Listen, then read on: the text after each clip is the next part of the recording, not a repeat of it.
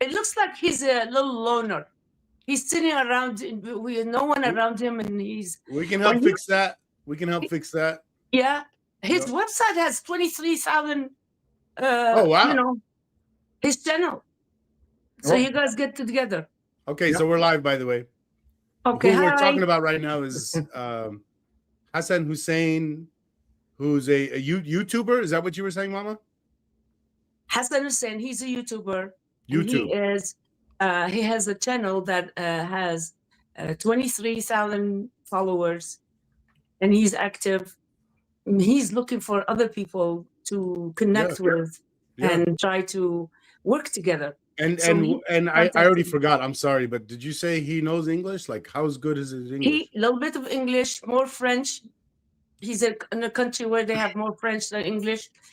But he says, he asked me if anybody in the panel, you guys together, anybody speaks Arabic. I said, yeah, of course, me and Osama. But Rami speaks less Arabic. So maybe we could do something that is mainly Arabic, and then that'll be a good test to see if YouTube really does what they say. No, it doesn't.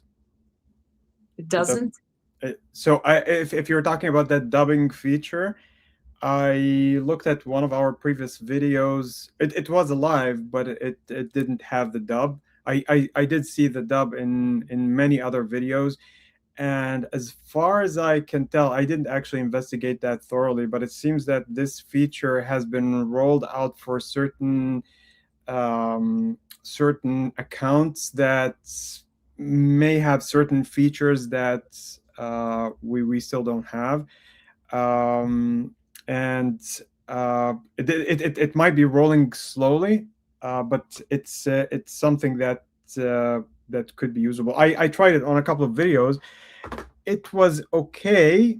I wouldn't say it's great. I don't think it makes things conversational, and I'm not sure if it's actually available for live videos.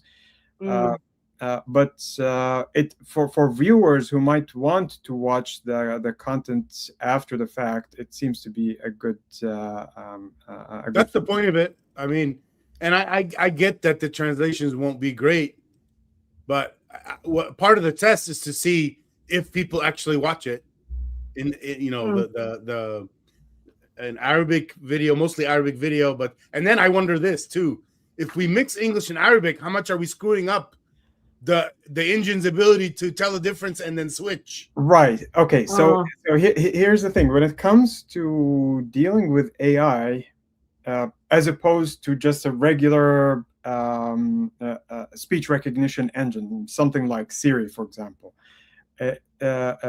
Siri is still a form of AI, but it's not as sophisticated or complex as what you would get in comparison to ChatGPT or many of the other LLMs that are available right now. But an LLM would switch very seamlessly between languages. It has absolutely no problem with any of that. Is that a feature that is being used right now in the YouTube dubbing thing? I'm not entirely sure, because what if feature? You mean switching?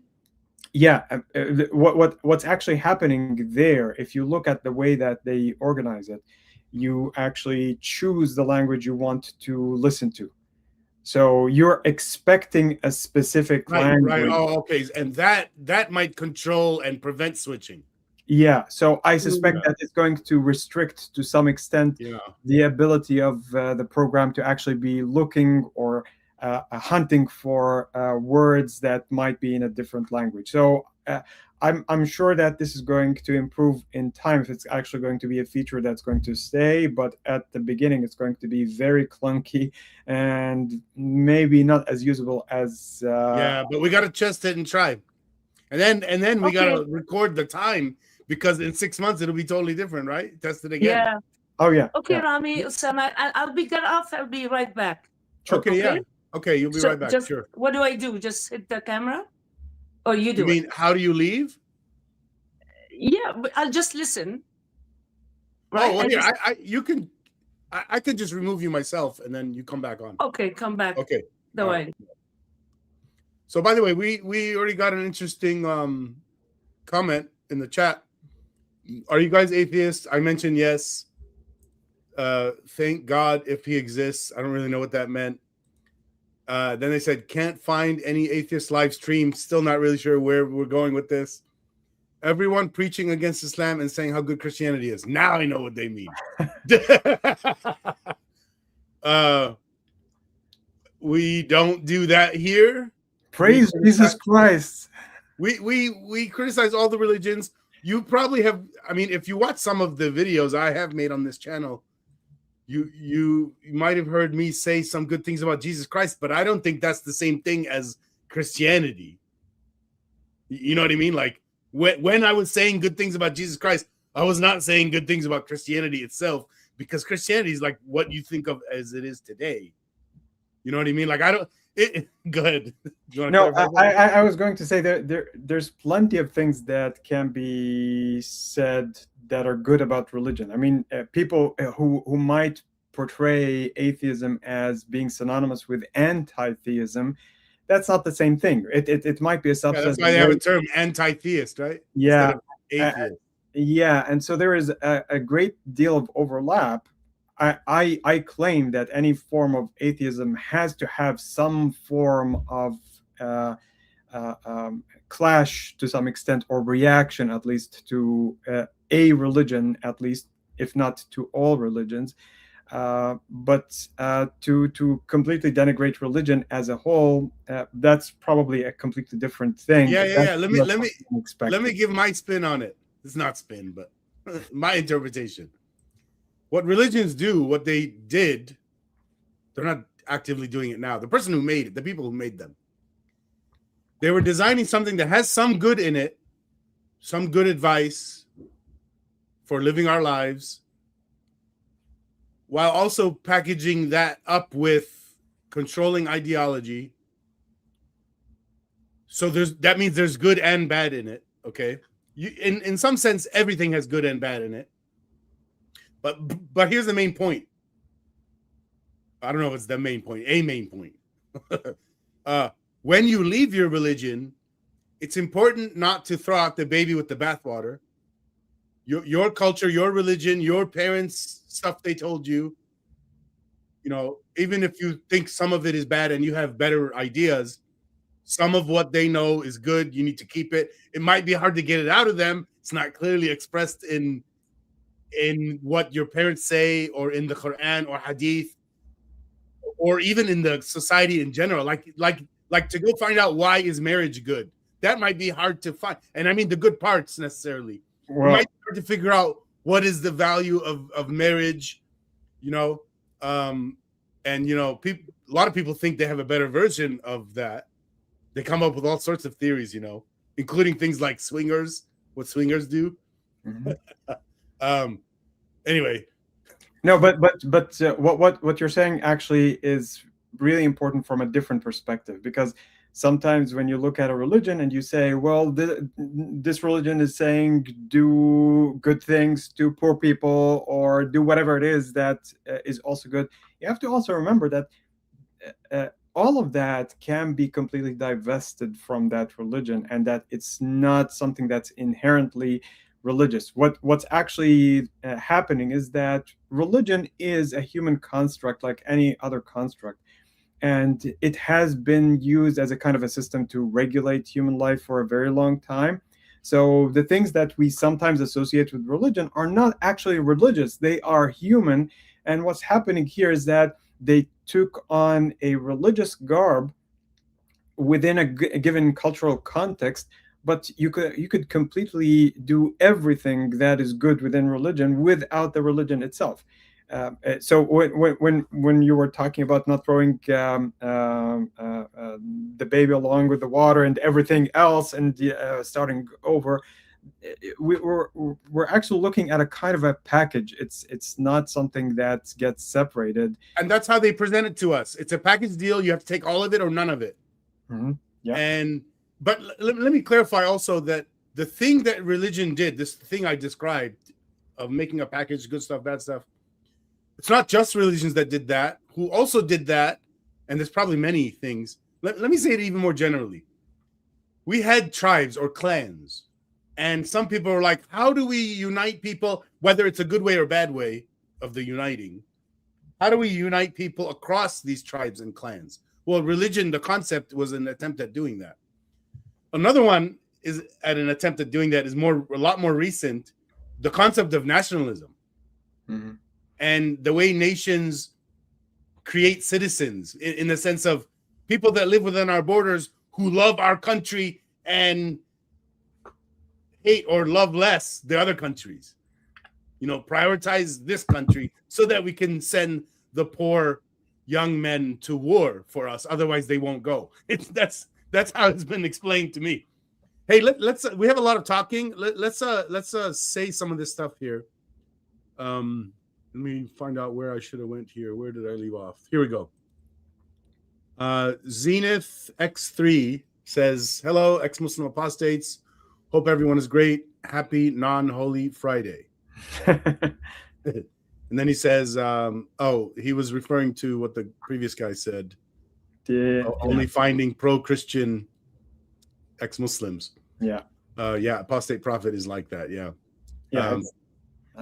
I mean, those who followed apostate prophet for a while, he obviously always had been collaborating with David Wood, which is not a bad thing. I think David Wood has a lot of very good content that's criticizing Islam, but eventually it stems from a kind of a Christian agenda, if you will. Well, like he'll criticize Islam and then won't criticize Christianity for the exact same thing that Christianity also does. No, he actually he presents things in a very polemical way that that protects Christianity in a way that's so I watched quite a bit of content produced by David Wood. It's not as trivial as that he just, I was talking about apostate prophet, but I guess the same thing would apply. So no, apostate prophet's transition was actually more recent, so I wouldn't say that. I think right now he's an Orthodox Christian, whatever thing he found attractive in that domain. But in any case, I think it's really unfortunate that many of the people who welcome back. Hello. So many of the people who find the motivation to criticize Islam, it's because of that kind of rhetoric that is an extension of the polemics that have been there for thousands of years. Well, not thousands, close to 1,500 years. Okay, let me quickly go through all these lives, okay? Man, there's a lot. I feel like I have to talk about all of them. This is a little bit of pressure on me. Review says, go Rami Unasama and Raqad. He also says, this channel is for Muslims transitioning to atheism. He's answering one of the other chats, I guess. Maybe I should read these before I put them up. Adelaide says, there's no such thing as marriage in the Quran. Nikah is just a contract. Yeah, although if you look at what marriage was, even in the European world, go back like 5 centuries, I think it's almost the same thing. Like it is seen as a contract, a money exchange between two men. You know, and they didn't talk a lot about, hey, do you love the person? The concept of requiring love to be there first, at least in literature, goes back to around that time. It's not before that. With like Shakespeare, Romeo and Juliet. Like, I don't know, the concept of Romeo and Juliet, written by Shakespeare, this is like 500 years ago. I don't know if that concept of love is supposed to be part of marriage. I don't think it's older than that. It's a new thing. Is the point? It might have been cast in a kind of a form that is suitable for theater. I don't know much about the history of that in Europe or especially in England, but what I can say about the pre-Islamic Arabia, it had so many different forms of marriage. We were talking about all sorts of alternative modern forms, but there were multiple forms that are not just monogamy before Islam or even polygamy. It was many-sided, it was temporary, it was permanent. So many different. You mean before Islam, right before Islam. And so when Islam came and formalized some of this, I don't think it was really departing much beyond some of the mainstream forms that were there. It did include polygamy as a kind of a well-established thing, but at the same time, it wasn't really departing much from this.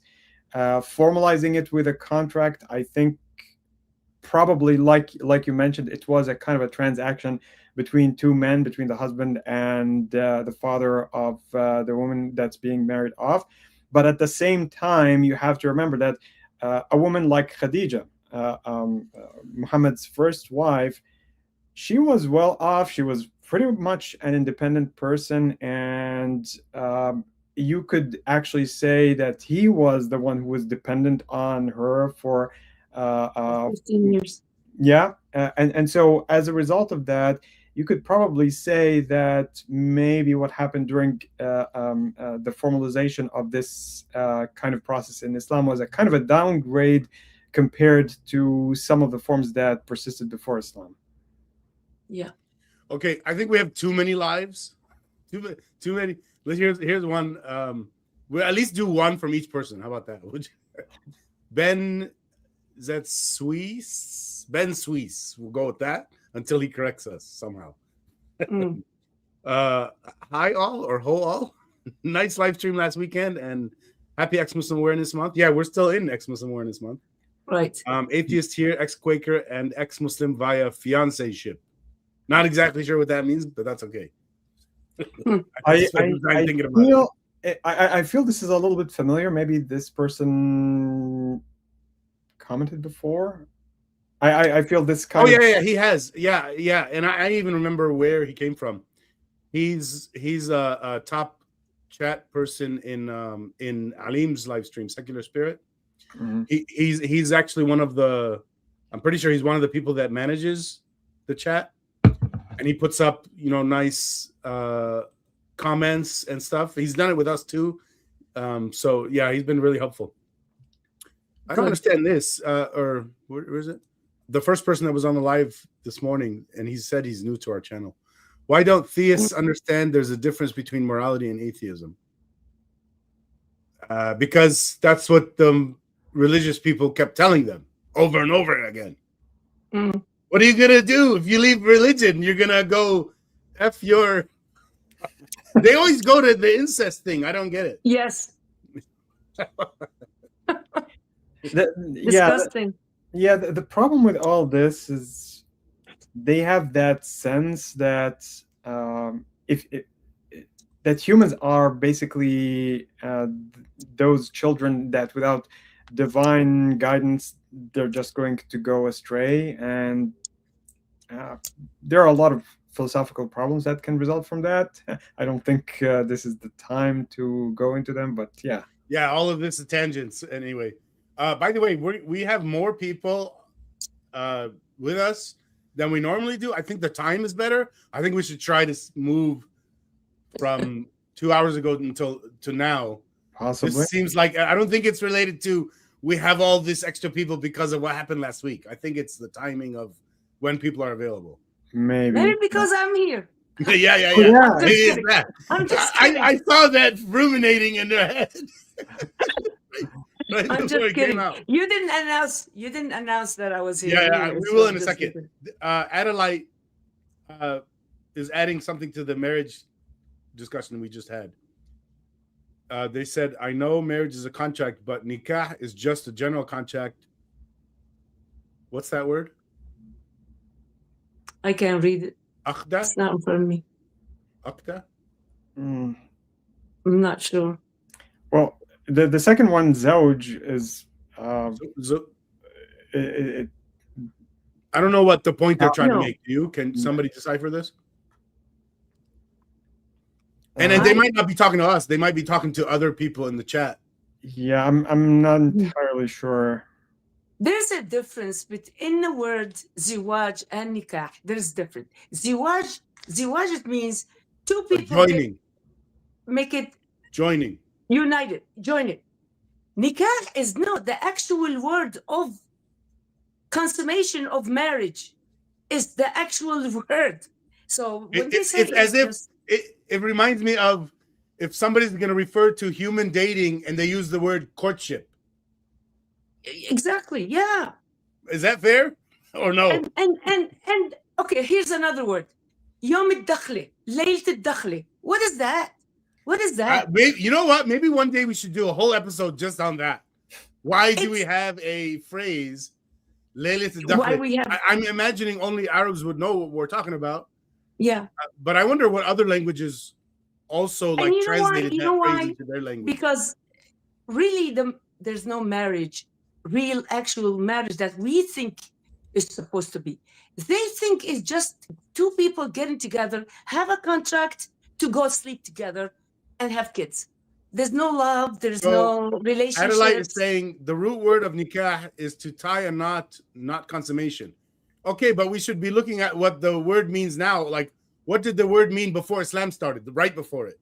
Or I don't know about what's being mentioned right now from a linguistic point of view. I never actually verified it to say that it actually was talking about tying a knot.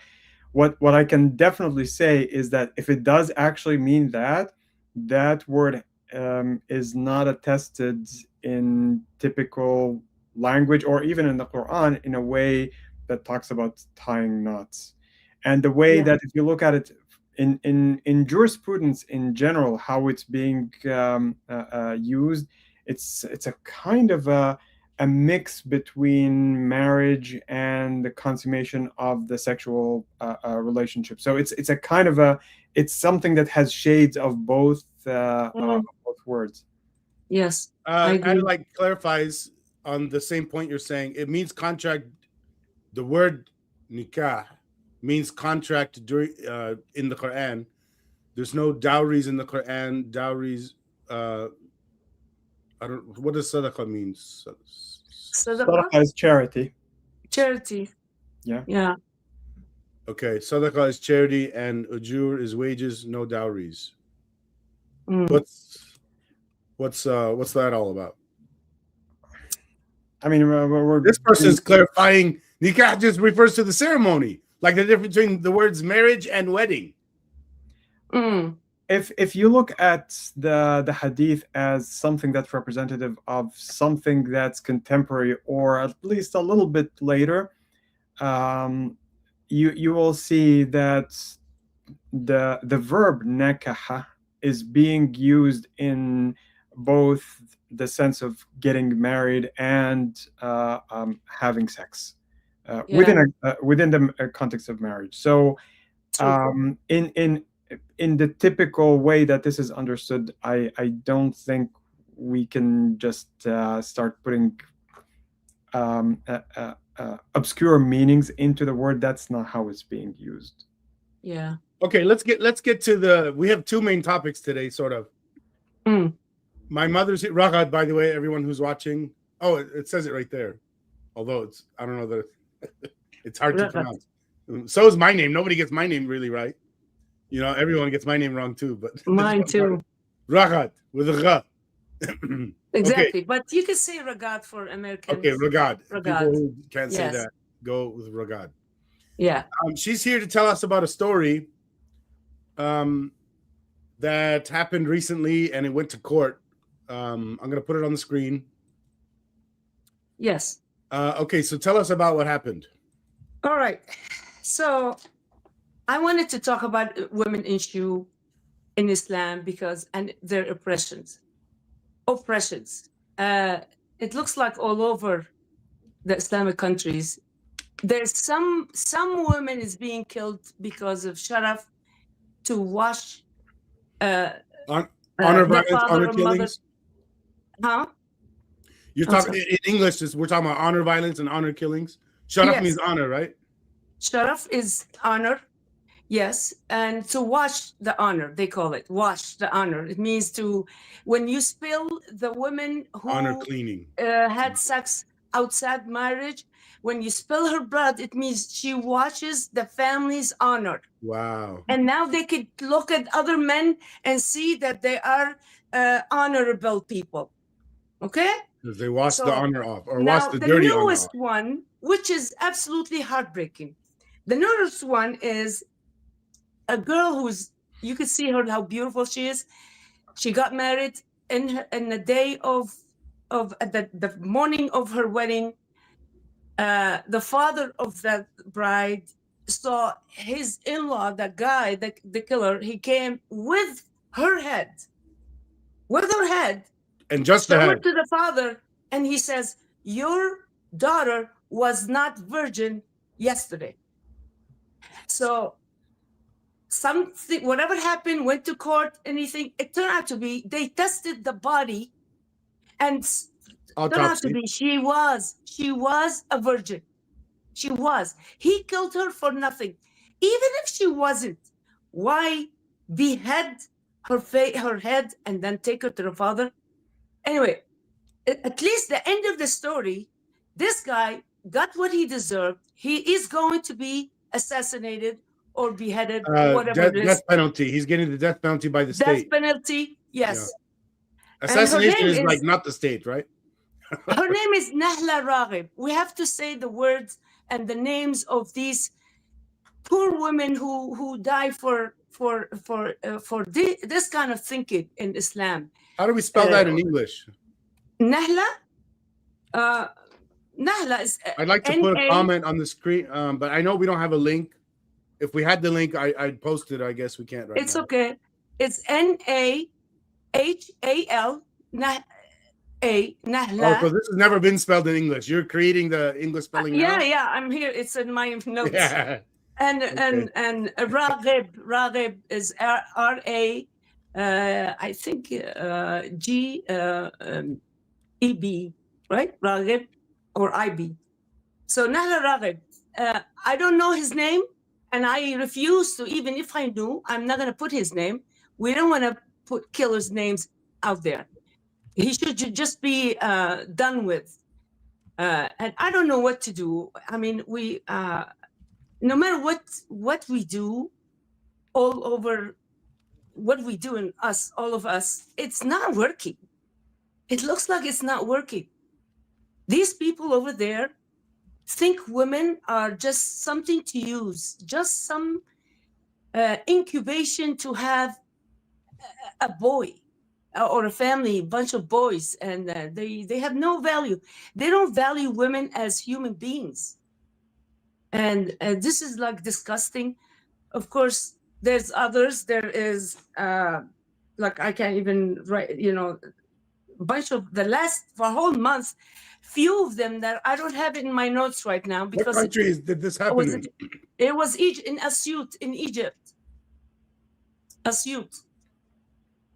And and Ibtisam's story, and Sharif's story, and so many, and I don't know if. Well, at least in this case, the government is on the correct side of things. I mean, I don't really know. I didn't study it, but they're against him, and it's a big punishment. Well, after beheading, I would imagine that there has to be some kind of legal action taking place. Although I can conceivably think of other places where the woman would be, for example, shot or killed with a knife with a less dramatic effect, and sometimes burnt. The killer would get away without any kind of an accounting for what he did. It's actually great that this has gone to court and resulted in some action. But in many situations, they would say, no, you have avenged your honor, and you're actually in the clear. In many places, you could actually get something like that. Or at the very least, he might get a kind of an extenuation that you did that in a kind of a justified way. So even though what you did was wrong, you're actually justified to do it. So this is also something that's very common. Of course, it's going to be different from one place to another. So I could imagine that something of this sort in another place could actually happen without any kind of consequence. It's a kind of a gruesome thing with having her decapitated. I mean, the just imagining the kind of sequence of events that led from this person who supposedly has absolutely no idea of evaluating whether she has been a virgin or not, went from determining, oh, I'm not seeing a blood, because that's basically the quote on the screen, basically saying that he carried her head to her father right after they called Sabahiyya, which is the day after. And he said to him, I did not see blood. Well, I'm sure that holding her head now, you're seeing a lot of blood. I'm not sure if he's now satisfied with what he ended up doing. But, yeah, it's very. And I just wanted to mention something. So when you test and see the physical part of women, the biology of women, not every woman has, when she's a virgin, and that little skin, not every women are the same. Some of them is half open. Some of them have holes. Some of them is just all closed. So it depends how it's shaped for the blood to come out. So to just right away go and kill a woman just because she didn't have a blood is outrageous, and it's just disgusting. Well, I mean, he could just divorce her, criminal, or do the concept of annulment. Well, that's the point here. With if you're looking at a society that actually values this kind of thing, that, oh, you didn't actually marry a virgin, it means that essentially you married someone who has been promiscuous. This means that she has tainted your honor, and a divorce would not actually resolve the issue in that kind of mentality. He has to take some kind of action to absolve himself from what has happened. And maybe because he knew what the government intends to do in that scenario, he took his own action. Maybe if he thought the government would actually be on his side, it is then on his maybe side. he wouldn't do anything. Let me tell you something. And then let the government do it. My father was a lawyer, as you know, Rami, your grandfather, and I remember stories when he says that the honor killing, when some situation, the killer only goes 2.5 months to jail. That's when, if he walked on his sister or his wife or whoever with a man, if he kills her, he only goes to 2.5 months to jail. And which countries like that? Because, which countries like that? Syria. So Egypt is a lot better than Syria in this respect, then. Call it هجمة أسامة شو بسموها مثل نفرة عصبية ولا it's the shock. So they understand, the court understand how the man is so shocked, and he went out of his mind and killed his sister. And it's okay, he only goes, it's allowed or not allowed, it's forgivable for just to go jail for 2.5 months. That this is very common. That's true. It's very common. So it's all over the place. So in a different location in Egypt, it might actually have had a different consequence, good or bad. I'm not saying necessarily that. I'm not really an expert to say every kind of case is going to be adjudicated in that particular way, but I know that if you look at a kind of a survey of how different countries would be dealing with this kind of thing, it's something that's very local, very basically affected by how people are going to be perceiving this in a place. So, for example, this happened in Asyut. This is a very rural place in Egypt. The fact that this actually ended up with executing the murderer, that's actually a little bit better. it's a little bit surprising to me if I want to think about this as a, but this also is stereotyping Asyut as a kind of a rural place where honor is something that's more valued than the rule of law. So I'm not entirely sure. Yeah, go ahead. Do you think, Osama, Rami, do you guys think that the reason the court executed is going to the killer is because she turned out to be a virgin? I don't know. We'd have to compare it to other cases, and I don't know any other cases. Yeah. I think that, she's innocent. Yeah, she's absolutely innocent. I think I agree. That might have been part of the reason. Part of it. Yeah.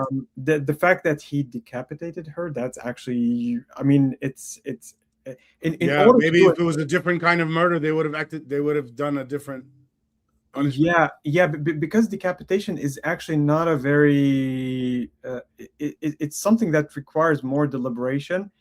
Yeah, I could imagine that if he's someone who slaughters cattle, for example, for a living, it might be something that he does as a matter of course. It's not something that phases him. He holds heads all the time, huh? Yeah, but if it's something that is not as common, if he's just someone who does something else for a living, it's not something that goes quietly in a court. I'm sure, no matter where the court is. So there are two factors then: the fact that it turned out that she's a virgin, which is actually ridiculous. Even if she wasn't a virgin, let's say that she wasn't. Yes. Is it really something that warrants any kind of violent action? Obviously, for this kind of mentality, yes. But if you're looking at it from the outside, it's something that is ludicrous. It's not something that's even. Well, I'm against the concept in general of caring about, like, family honor in a way where you want to cleanse the honor or the negative honor. I'm using math terms here. You want to cleanse the negative honor. Yeah. If there's any good place for the concept of honor, similar to pride, you can see both sides. For the longest time in religions, they try to shoot down pride and see pride as a sin. Now you see other types of things where there's some types of pride that's a good thing. You don't want to see yourself as just a completely worthless person, So pride and honor, maybe there's some value to it, but there's a proper pride and honor and a horrible one. And then how you respond to it is another matter. And it should be individualized. Like, if my parents were horrible people, I shouldn't feel ashamed that like, I shouldn't be judged or judge myself on my parents' actions, and vice versa.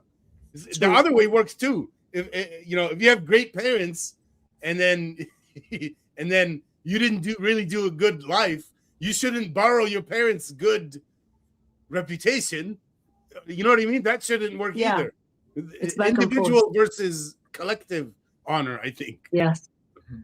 Yeah.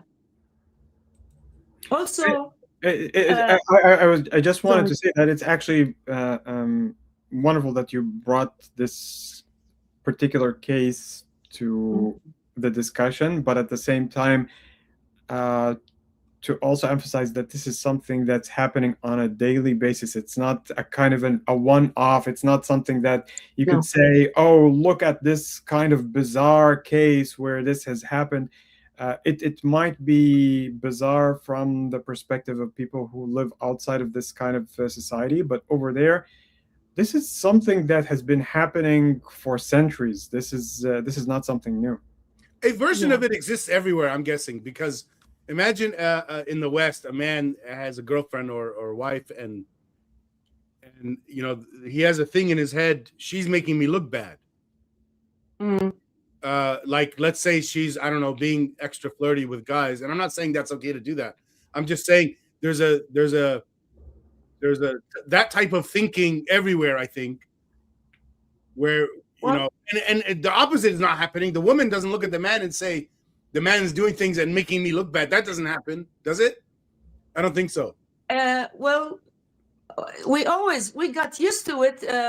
It's in the Quran. It says you could marry wives.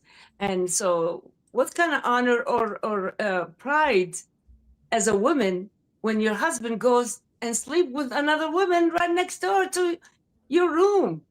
And that's okay. They say, Supposed to well, be a different house, there is though, a right? pride. Huh? It's supposed to be a different house, though, right? Well, if you're rich, but no one does that now. I used to teach art in Syria, and I remember there's another teacher was next to me waiting, and she was talking to me about how it's her turn now. Today is her turn. She has to fix herself. I said, turn for what? She says, my husband is coming to my room. I said, why? What's going on? She said, well, the other wives, his other wives is there. Looks like my mom froze somehow. Oh, it's not His frozen. other wife is right next door to his other bedroom. So they don't do what they're supposed to, right? They're not. They're supposed to have another house, but they don't. So, and women are very, because they're poor. They allow it, and true. There's no pride. I ask women, where's your pride? Can't you go and just work? Yeah, You're other a words teacher. that might connect with people better. Self-worth, Yeah. dignity. They say, well, Doesn't that word apply to dignity? self-worth. Yeah, but you have also to consider that if uh, many of these women are actually already in a kind of a vulnerable situation. So Yeah. from her perspective, if she said no, there are so many different bad consequences that could come to her. Whether it's divorce, which can be considered also to be a shameful thing, to be a divorcee. This is not something that's also trivial. Yeah. To abuse or to loss of some privileges and so on. So there are so many different things. Even though I do understand that um, um, setting boundaries and saying no, I'm not going to be accepting this kind of situation is something that should be done. But at the same time, I can also imagine that there are so many women in vulnerable situations that have no ability to actually say no. You have to accept it.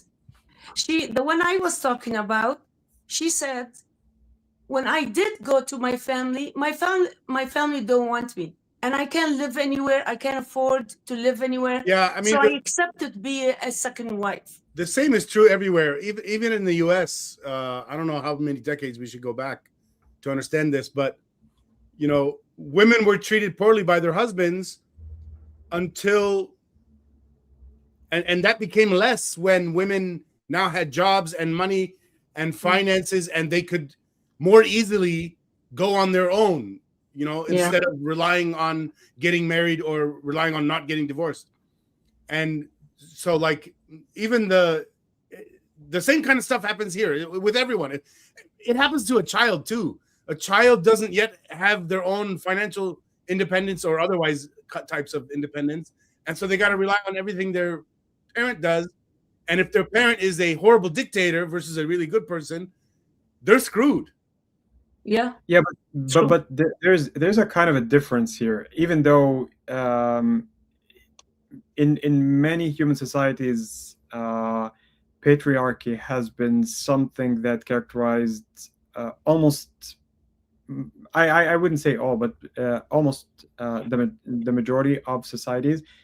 The problem with something like Islam is that actually it enshrines all that within the religion itself. So even though you might see society itself drifting away, evolving into something a little bit more developed, there's also something that's holding it back and preventing this from actually taking its full extent and doing away with all of these archaic constructs. So it's not something that's very easily dismantled in that society, for the same reason that when you think about imposing or instituting secularism in a Muslim society, this is something that's extraordinarily hard because the religion is so enmeshed within the structure of the society, that it's not easy to do something like do unto Caesar what is or give unto Caesar what is Caesar's. It's something that's significantly harder.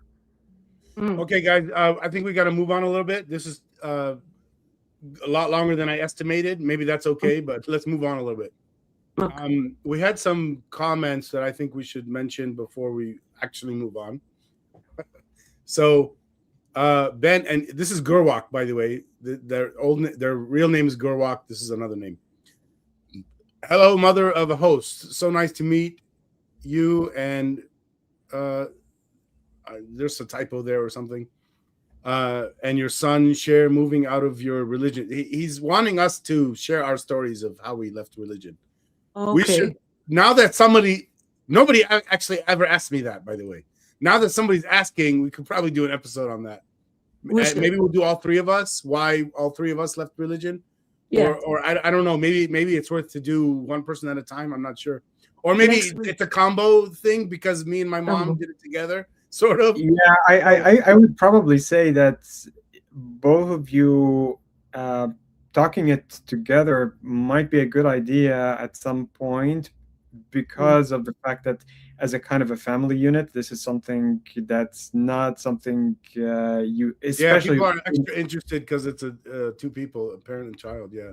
And especially with the fact that we're talking about Islam, we're not talking about some run-of-the-mill Christian or some kind of a normal Western religion, and we're talking about something that might be a little bit unique. Yeah. Okay, Yeah, so we will do that one day. Thank you, Gurwak, for mentioning it, and I don't know, maybe next week. Yeah. Make it easy. So Gurwak, you're interested? Please come next week. We'll do it next week. All right.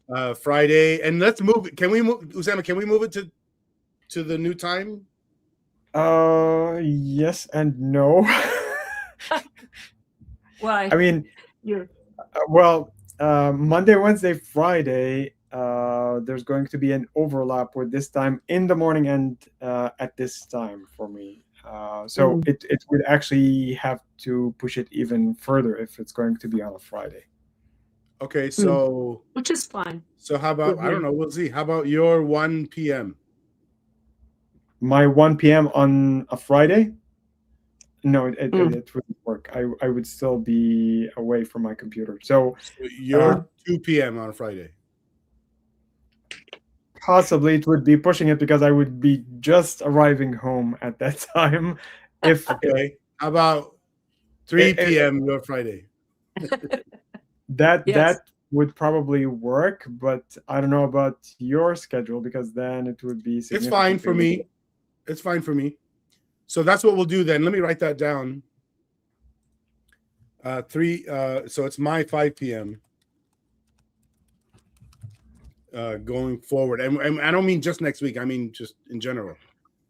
I don't know, that time might I don't think it can be worse than the other time. So we'll just try it.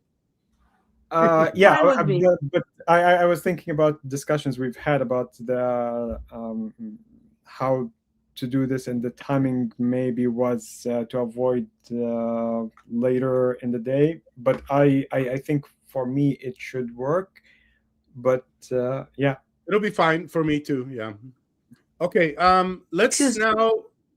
What were you trying to say? Something? I sent you an inbox, a picture of 2 imams who raped little girls in the mosques. So if you Rami, I send it to you. If you can put it on it's in Arabic. You can put it on the screen. We still haven't gotten to the main topic of this show. Okay, so we'll in the end then. So we're gonna go ahead and start talking. Mama, you can say if you want for the main topic. It's up to you. What is it? So the topic is we've already been doing this without intention and without structure. Now I think just go ahead and advertise to people. Bring your project. We will help promote it, and we'll even help you improve it if it's not even finished yet. Whatever the project is, I guess I should give examples, but like maybe it's a live stream, maybe it's a YouTube channel, maybe it's somebody writing a book or already wrote the book. One of the, maybe somebody's making an AI chat service for ex-Muslims. Hint, hint. I'm working on that with someone, by the way. Okay. All sorts of things, maybe it's like similar to this new thing, exmuslim.me, that Haram Doodles and her partner made, which is a map. We should put it on. Let me put it on now. Everybody put your story on exmuslim.me. And then I gotta put the link, I guess. Hate that shit. HTTP. I don't remember. Is it :S? I don't remember it. I have to. Let me get the link. There it is. So There's 311 stories here now. So maybe you can say a few things about what it's actually doing. Is it accepting stories? Is it posting things on other platforms? Is it in a specific language? What is it? All the languages that it can handle. I don't know how many languages that is. It's a ton. But what's cool is, well, first of all, the point is to add stories onto the map. I guess I could put it on the screen. Yeah, let me go ahead and do that. Move that. Share the screen. There it is. Here it is. So it's just a map. Let me zoom out. Oh, I'm already zoomed out. So it's a map of Earth, okay? And every city has stories. And anyone can just add a story just by clicking that. Add a story. You type it in, select a few things, and press send. And so my story is here. There's only one. Has to be me. That's me right there. What's also cool is they started adding these. The Free Betty campaign is right here, among 27 others or 9 stories in this city. And when you click on this, it sends you to this right here, which is everything about the Free Betty campaign. And then another one in Egypt. Where is it? I have to go further. Yeah. There's Sharif Gaber. And this one there's not a lot of information. It goes to an article on the Ex-Muslim International site. Yes. So if you have something like this, bring it onto the show. We will promote it. I meant this, exmuslim.me. This is very new. It's only a week old. There's 300 stories on there now. Everything needs marketing. Every project needs marketing. Other examples could be, websites that you set up. This is by ex-Muslims of North America.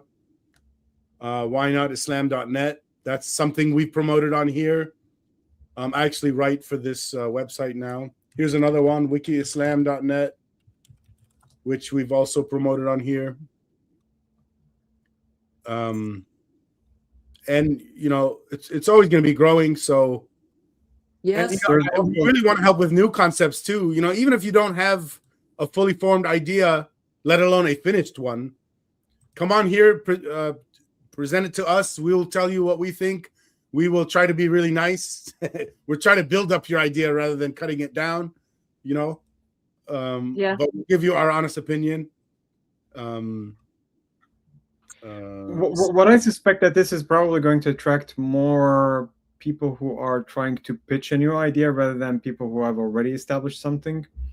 Because if they're already established, they're already established. They could have just finished the project, but don't really know how to promote it. It's possible. I suspect though that people are maybe having an idea, but maybe struggling to think about ways how to implement it or put everything together in a kind of an actual package that represents a finished product. So that's a possibility. I also think that what you were doing just now, going through many of these projects somewhat quickly, might be actually something that's worth stopping to go into a little bit more detail. So, for example, there's another wonderful map that was created by EXMNA. It's been there for a while now, which is the what do they call it? The apostasy or blasphemy tracker, which actually lists cases and gives you links to different locations where this is actually happening. Some of them are historical cases that are really important. Like, for example, I believe they already have something like Sharif Gaber is already there, but there's also older cases like Farag Foda, who was assassinated in the 80s. This was I'm on their website, and I don't see a map. I do see a lot of information about what you're describing, but not a map. I don't know if it has been updated or moved recently. It should be there. It was. It Are was you talking about something what's called the apostate report? No.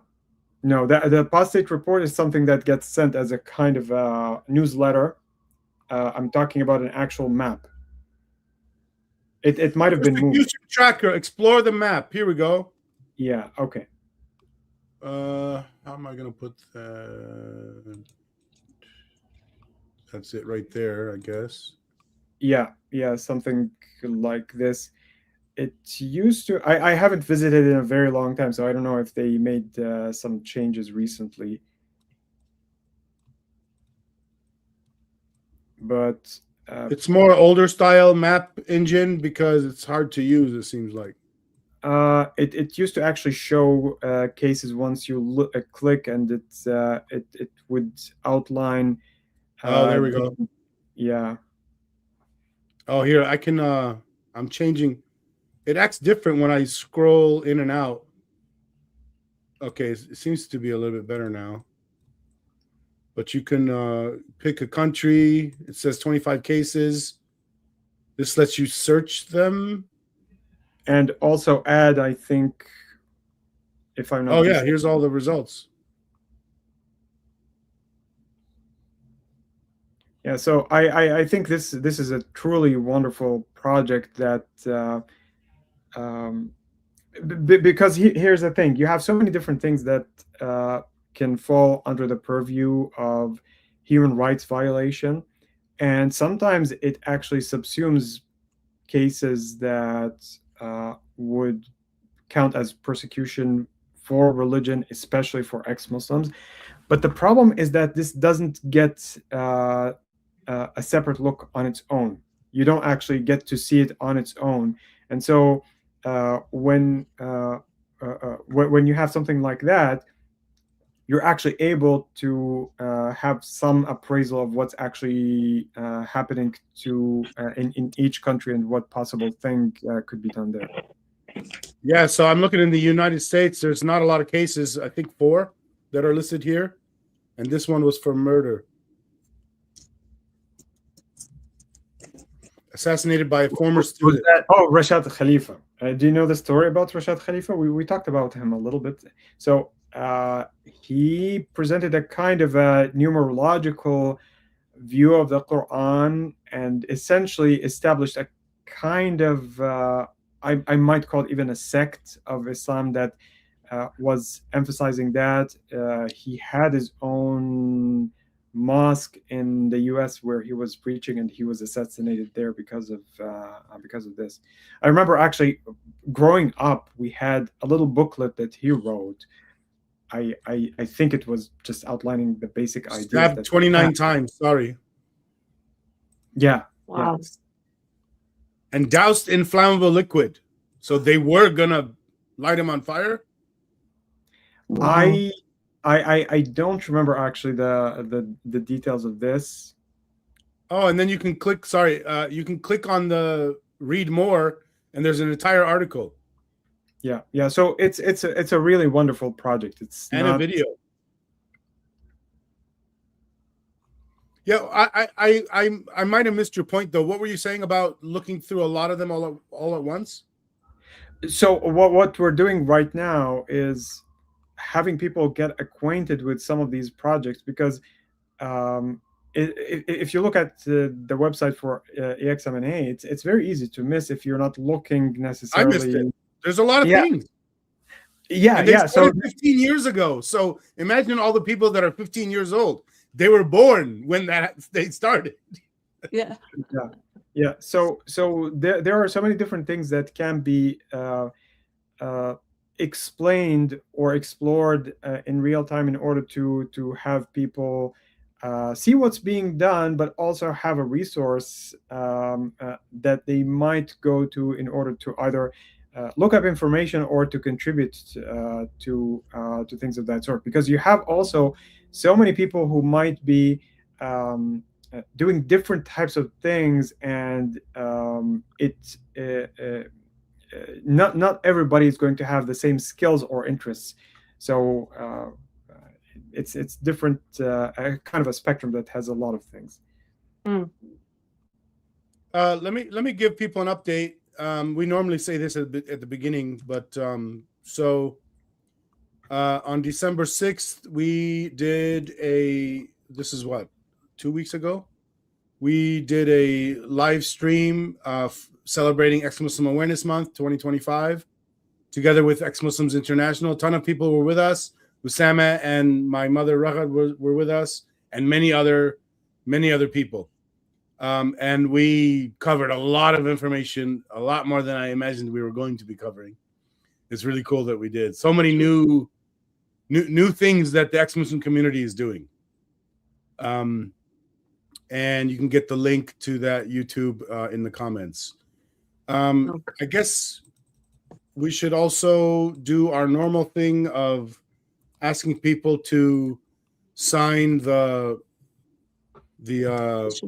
petition for the Free Betty campaign. I'll put that on the screen. There's the link. 6,620 signatures so far, at least for this petition. There's a second petition for her, I guess, started in another language. Anyway, and then to learn more about how to help, because there's a lot more that can be done besides just doing a petition.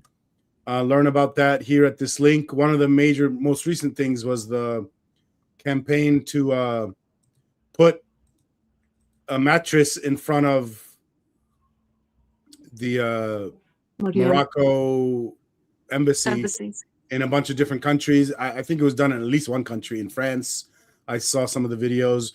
Femen is one of the organizations that participated. The feminist organization. Anyway, all of that you can actually get to. All these links you can get to from the exmuslim.me website when you click on Free Betty. All those links are there. So even if you don't remember these, you can get back to it kind of easily. Mm-hmm. I looked for an embassy here where I live. No, the nearest place, it's California. Yeah, I have to travel to California to take a mattress and dump it on Perv embassy. I can't. I don't have any. I'm guessing I'm far away from it too. Yeah. Yeah.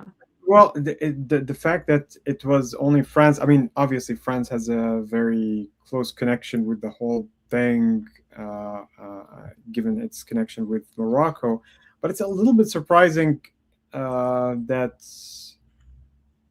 we didn't actually hear about that in the UK, for example. Where many of the activists are, or in other places in Europe. I don't think anybody would dare do something like that in an Arab country. No. But in Europe, it sounds like as a kind of a campaign. If it's a kind of a protest, just one place in France is probably not going to have the same kind of impact. Yeah. Well, in general, go ahead. in general, I just wanted to say Europe is waking up right now. It started maybe just a month ago. I found a lot of people going in the streets rejecting niqab, the burqa, in the streets or in schools from first grade to 14, age of 14 for girls, no hijab. Some of, not all Europe, of course, I don't know which states, but I think they're waking up. But a lot of people saying it's too late for them to wake up now Possibly. for how bad it is for Islam to take over. Because Islam, what happens is just wherever it goes, it just swallow and takes over. It doesn't know how to live together. It doesn't. It needs to just takes over, and that's what they do. I don't think that realistically in Europe it's going to take over. Like I remember when in the early days when the Islamic State was just coming out, they started putting propaganda with I don't know, their flag flying over the Louvre, for example, or in European capitals. I don't think it's ever going to happen like that. Yeah. But the fact that there is a lot of Muslim presence definitely increases a lot of the friction that wouldn't have happened otherwise. Otherwise, it's true. Okay, can we go to the next thing? This is just another announcement. People who are new here, haven't been here in a while, I guess. We're creating a new program to train ex-Muslims on all the things they need, from personal tools to public advocacy, everything they need to do that. And we need your feedback so we can make the program fit, what you all need. And the feedback form is anonymous, so you don't have to put in your name or email. Actually, there's no place to put in those things. Completely anonymous. From there, if you wanted to dig in deeper, at that link, you'll find other links to find out more information. And then you can come on here and ask us, and we'll tell you whatever you need to know. And this is one of the projects we want to promote on this show. I mean, it's sort of an internal project. It's my idea. We're working with Ex-Muslims International to get it done. So it's not just a me thing. It's not like I'm the dictator. This is more of a democracy between all these people. So that's that. Okay. Let's do one more thing. Oh, actually, let's go back to a thing. Back to this about the Free Betty campaign. I meant to do this already. Let's talk about this painting again. For people that haven't heard this. Who didn't see it last time? Well, I don't know. Tons of people didn't see it. This painting here that my mother made, it's in the background that you're looking at. Maybe, go closer. This is Betty. And it's an oil painting, right? Yes. So you want me to talk about it a little bit? As you can see, it's so the only mystery, people tell me, what is this? And so this right there in her shirt. So I depicted, I didn't want to say her shirt was Allah is a lesbian. I just want to implement or just hint at it. Yeah, let's remind people why she even went to jail. Basically because she wears a shirt that says Allah is lesbian. Yes. And she was in Europe, by the way, in Germany, not in Morocco. So there is a difference, it should be a difference. Anyway, so I depicted this. This is supposed to be Allah, the word Allah. So if you could see, Usama, do you see how you can see that it's Allah? So and this is supposed to be and this is the sign of lesbianism. I studied around, and it's like two circles with crosses right next to it. So this is my way of not say exactly what the shirt was saying. So and it took me a while to research that and try to do it this way, but I preferred. So okay, so we'll go to the. I wanted to have it black and white with red. This is the most common colors that has effect or it shows oppression and shows violence, and especially when I do the black, red, and the white in these kind of shapes. So maybe you tell me, does it feel like there is violence? Absolutely. I mean, Yeah. that the way that the areas are colored and surrounding Betty's Yeah. body and covering the entire background, it definitely evokes, even if it's not violence, there is a great deal of tension and a sense Tension. That's the yeah. word, tension. Yeah. So always in art, in abstract art, or you could say impression art, you use the shapes that has corners and edges, hard edges to talk about oppression and violence. And the circles, we use circles and when we're talking about harmony. So we have studied that in college days, and so that's why I use it all the time when I want to depict this. And I'm going to do sort of the same with Sharif Jabir painting, but I'm going Somebody's to use asking you a different question. colors. I don't know that you want to answer it. Yes. Are you a lesbian? You don't have to answer if you don't want to. Me? Yeah. You talk about me? Somebody, I'm pretty sure they're not asking me and Usama. Oh, okay. Somebody asked. Yeah. Asked. Somebody, Actually, it's on the screen right now. No, I'm not. I'm not lesbian. It doesn't mean that it's a shameful thing. It's everybody prefer. They have the freedom to be free to live the way they want. No, I'm not. I am married and the same man for 50 years. And that's Rami's father. No, I'm not. But this is the issue. Don't that women and men who are, lesbians or gay, or don't they have a right to live the way they want? Who am I or you or anybody to tell them what to do in their bed? By the way, you're not In in the the houses. screen. We see the like your face is not showing. Yeah, I know, because I Oh. wanted to confuse you. Oh. Yeah.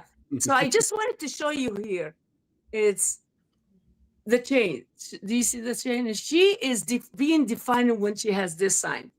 I wanted her face to be not sad and looking up, just refusing to look straight to the people who are putting her in jail. I think that was a good way, in my opinion, for defiance. And okay, something else here. So I have, as you can see, this represents the book that while we're here. This book right there, but I did not put it in a big, in a like very presentable, not very important.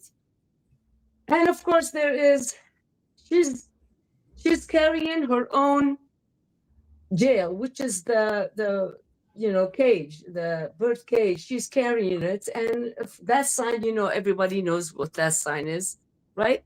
So it's just all representative and all.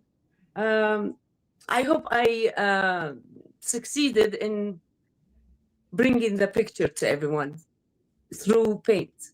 Yeah, we just need you to send us the digital image now. I will. Okay. I have to take a picture of it. Don't forget, do you see these people right here? Who are these to you? Do you see? The Muslim politicians? Imams? Supposedly Muslim? Imams? Yeah, they're just pointing at her and then shaming her. And she's bigger than them. So the size in art is very important. When you put something like this up and then you make the other smaller in size, so that represents who's important and who's. She's amazing woman. I read about her. She's sick and she has cancer. Shame on them not helping her, at least give her a mattress. What are we living in? 1300s? Anyway. It wasn't right then either. It wasn't right, but didn't we just got better? I thought we did. I mean, we are slowly getting better. We also take steps back. They're trying to make an example out of her, for sure. Yes, true. And they're trying to scare. The point is, they're trying to scare other people from doing it, and absolutely, and to scare her from doing it again. Yeah, but they're not succeeding. People are going. They're just increasing. All I see is everywhere groups, leaving Islam, ex-Muslims groups everywhere, and I get invited so many times. All I can. I don't have time for all this, so I think it's out there. It's like a almost golden age. What do you think? I think if you look at this from the from a historical perspective, the fact that today we're actually able to do this, what we're doing right now, the mere fact that we're discussing this compared to what we have seen for centuries, but even decades ago, I think it's really amazing. Yeah, for sure, this is something that can be considered a golden age, like you said. Yeah, I wanted to say something. So it looks like the way ex-Muslim being oppressed in the Islamic countries right now, compared to us who ex-Muslims living in America who came from there, it looks like we have more freedom. Of course, no one going to the government not going to let put us in jail because we are trying to help ex-Muslims or criticize what's bad in Islam. Well, we're going backwards in some ways. Maybe not on that issue, but like there's isn't. I don't understand it very well, but they're trying to make a law that would punish people who are advocating for BDS, for hurting the economy of Israel. And BDS, like if you say bad things, if you say things critical of Israel, and even just advocate BDS, which is boycotting Israel products, you can. They're trying to make a law where you can get in trouble for that in the U.S. But that's not right. I know. Not right. It's the opposite of what you're saying. I get it. I get that. It's unconstitutional. It's immoral. Yeah.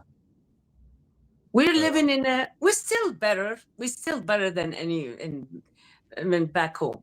I don't think I could do what I'm doing right now if I was there. Oh no. Yeah, absolutely. I'll be in jail, I think, as an artist. But I'm glad that I am here and I raise my kids here. I just wanted to say something to Muslims out there who's listening. We don't care what you pray to in your mosques, as long as it's, of course, is peaceful, not violence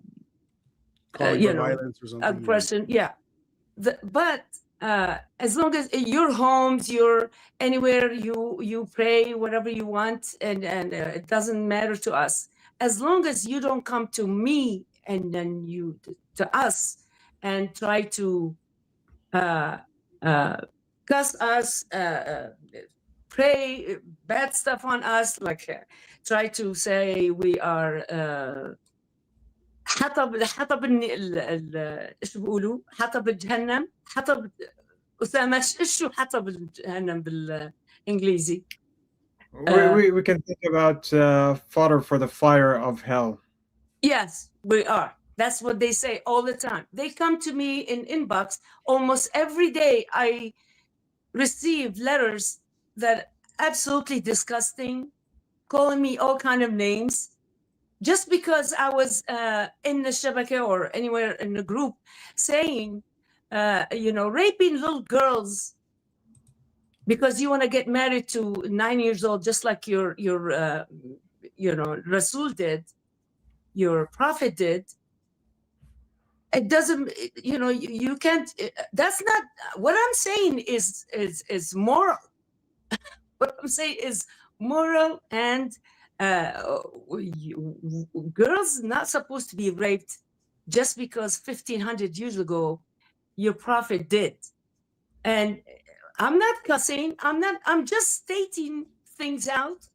And here they come to me and they. If you only could see, you can't imagine the letters that I get. You know what we should do one day? We should expose that shit. And you take screenshots and I put it on the screen. Yeah. And I don't know if you get in trouble because the words are disgusting. Absolutely. It's not supposed to be on YouTube. I don't know. Are they going to channel ban us even more? If you translate it, you would be shocked. And of course, all I do, you know what I do? I just want to tell, if Muslims are listening, I don't know if they are. What I'm doing right now, I'm not answering anymore. What I do is just report them to Facebook. And Facebook right away, they say that thank you for reporting this, and we are doing something about it with the person who did this. So I was like, at least that happened. Okay. Yeah. So we should probably stop right now, or I want to say one more thing. We have a comment from G Ibrahim 651. What ex-Muslim projects are you currently working on? We mentioned two of them earlier in the show. I guess I'll say them again real quick. We're actually working on a lot of things. I'll just talk about two main things. Ex-Muslim Advocates Learning Series. It's a training program. That's one thing we're working on. And the second one is, I don't want to say the name. We're not allowed to say the name yet. It's too new. But it's an AI chat service that is, of course, not going to be biased towards Islam. And it's going to help. It's designed for like doubting Muslims and new ex-Muslims to do things like find the resources that they should already know about. Like specific therapy services that are designed for, religious trauma and especially ex-Muslims situations. And even things like the best, ex-Muslim communities and even things like, imagine an AI that can help you on how to write a post in the ex-Muslim subreddit or places like that. We're trying to build a tool that does stuff like that. And people already use AI for things like therapy. I don't think we want to make it a therapy tool, but I do want to help people learn the value of therapy and know how to recognize a proper therapist from a bad one. Figure out, know how to find out if a therapist fits you well, and even, teach you how to talk to a therapist so you get the most out of those sessions, because, they are expensive. So we're trying to build an AI chat tool that knows all those things and can walk somebody through all those things. And by the way, these are things I already do as a person. I follow the ex-Muslim subreddit and I reply to everyone with all sorts of things, sending them resources, telling them various things. I'm sort of making an AI that does what I've been doing for 4 years. Okay. And go ahead. No, I was going to say you already gave kind of a preview in a couple of discussions we had before, at least of some of the intent that went into something like that when you were discussing all the things that you've done with Grok. Yeah, although that's very different because, the whole what I was trying to do with Grok, first of all, it was like I didn't know enough about AI in general. Looks like we lost my mom. This time I'm not the main person on this project. The main person is a software engineer, and you know, it's a proper scenario where we're building an AI tool. Where that stuff I was doing with Grok was more like, what can I do with Grok without even talking to any of the developers? What we're doing here is I'm in connection with the developer. I'm helping the developer. We're getting Salma's picture is gone. and I'm guessing it's Mama. Huh? We're getting an echo somehow. Oh. I don't know. Yeah, I think And this Osama disappeared. I didn't disappear. To me, I don't know. I tried to read, but I couldn't. I still can't function with this. But you know, I don't want to touch it and then go different places. Anyway, that's great. So is there anything else you want to talk about before we get off? Well, I'm next time. I have it ready for next time. And I wanted to talk about these two imams who raped little girls in the back of the mosques. Okay. Next one, and they are in jail, and so that's good. But I'll talk about it next time. Okay. Sounds good. Okay. All right. Well, nice to talk to you guys. Bye, everyone. Bye, everyone. And Osama, can you stay on? And Mama, All right. can you stay on for a second? All right. Bye. All right.